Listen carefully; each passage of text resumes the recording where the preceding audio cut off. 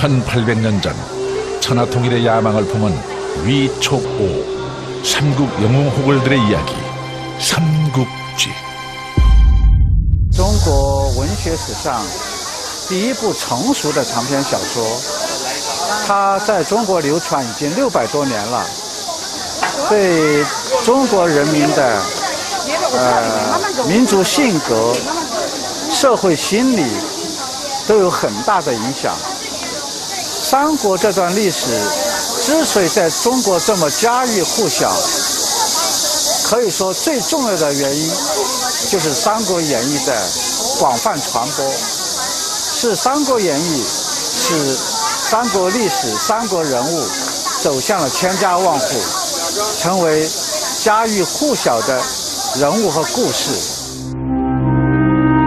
서기 184년부터 280년까지 약 100년의 중국 역사가 담겨 있습니다. 한 황조의 후손인 유비는 관우와 장비를 만나 복숭아 나무 아래에서 의형제를 맺었습니다.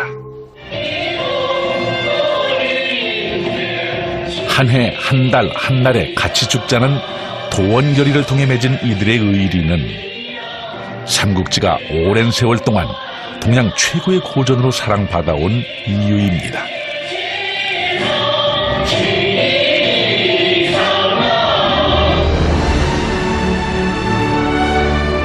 유비가 촉, 지금의 사천 땅을 차지하며 천하제패를 꿈꾸기까지 의리에 죽고 의리에 살았던 영웅들의 이야기를 시작해봅니다.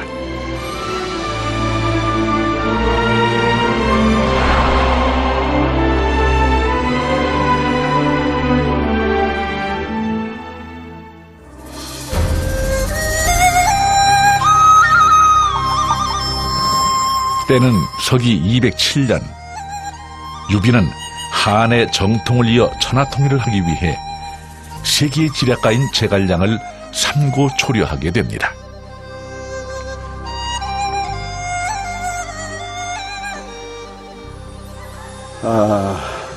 바로 여기 이게 삼고론에 유비가 3번이나 제갈량의 초례를 찾기 위해서 이제 이 길로 올라갔다고 되어 있네요.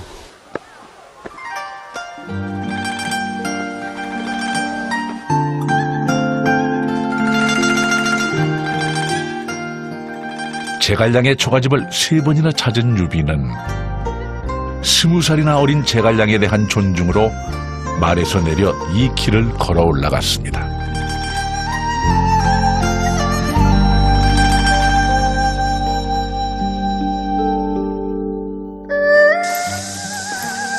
제갈량을 얻고자 하는 유비의 마음이 얼마나 간절했는지 알 수 있습니다.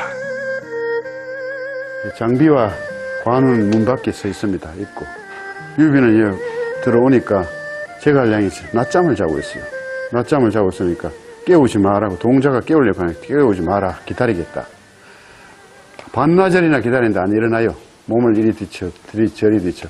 그래서 제가 장비가 바깥에서 이 집에 불을 질러버리자, 왜 안 일어나느냐고, 저 귀한 손님이 왔는데 관운장이 참아라, 이 사람아, 참아라. 응? 형님이 저렇게 중시하는 분인데 우리가 참아야지.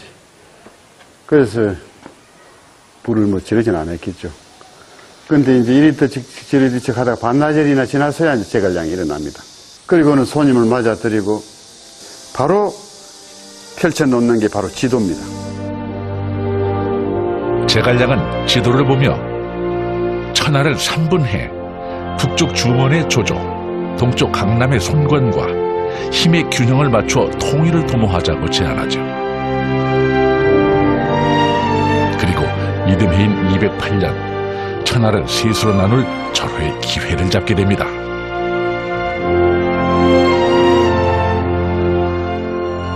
바로 삼국지 전투 중 가장 유명한 적벽대전입니다.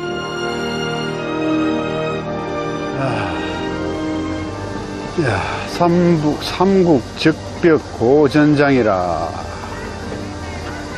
천하의 3분의 1을 차지한 조조가 이제 완전히 천하 통일을 위해서 이제 북방 통일을 완수한 이후에 남진한 정책이죠.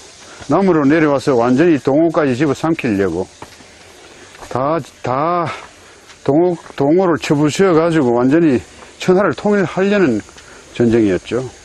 그런데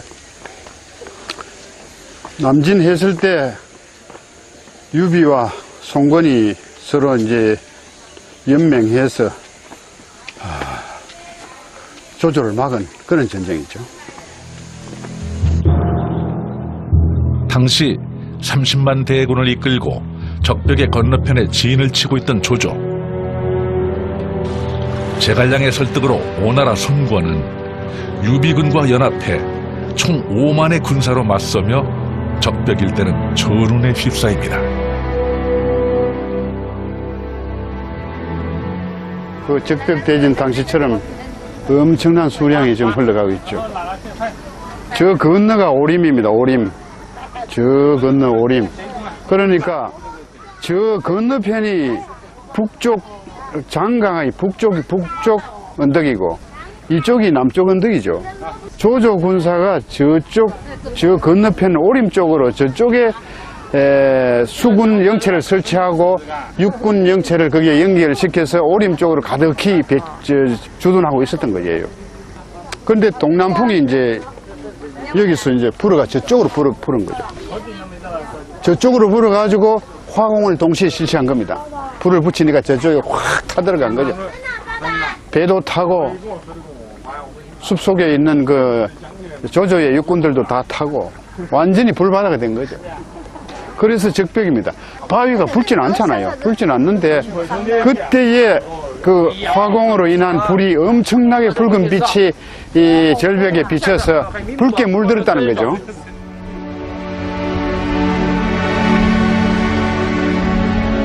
적벽대전에서 패한 조조는 통일을 목전에서 좌절당해 더 이상 남아하지 못했고 손군은 강남, 즉 장강 남쪽 지배를 확정했으며 떠돌이 신세였던 유비는 삼고초려 당시 제갈량이 제시한 계책대로 비로소 형주에 입성하면서 천하를 3분해 견제와 균형을 이루게 됩니다.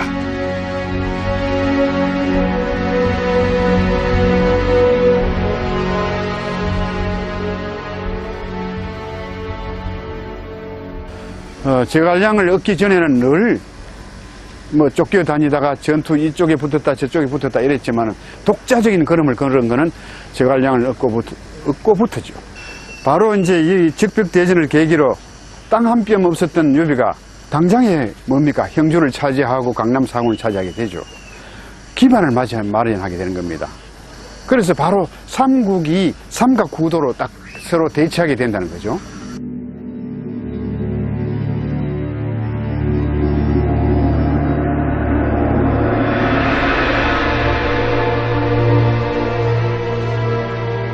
장강 중류에 위치한 형주는 너른 평야와 물자와 인재가 풍부해 위촉, 오 모두가 탐냈던 땅입니다.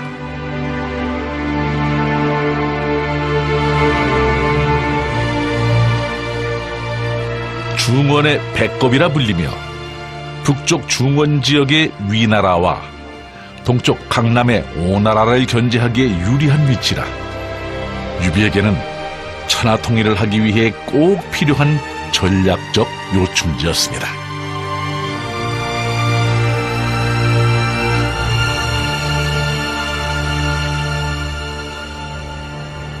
사방이 트여 있으면서 또 뭡니까 여러 가지 물자가 많으니까 물산이 많으니까 군사를 부리는 데 있어서 반드시 빼앗아야만 되는 선수를 쳐서 빼앗아야만 되는 곳이라고 이름이 나가 있는 땅입니다. 바로 이 땅이 그만큼 중요한 땅이죠. 이 형주 땅을 얻음으로 해서 이걸 기반으로 해서 유비가 촉으로 들어가게 되죠. 그걸 누가 제시했느냐? 바로 제갈량이 제시했습니다. 바로 제갈량의 계획대로 되어가는 거죠. 하나씩 착착 진행해 간 겁니다. 첫 번째 포석이 바로 여기 형주였는데 이 포석을 바로 정석을 놓은 거죠.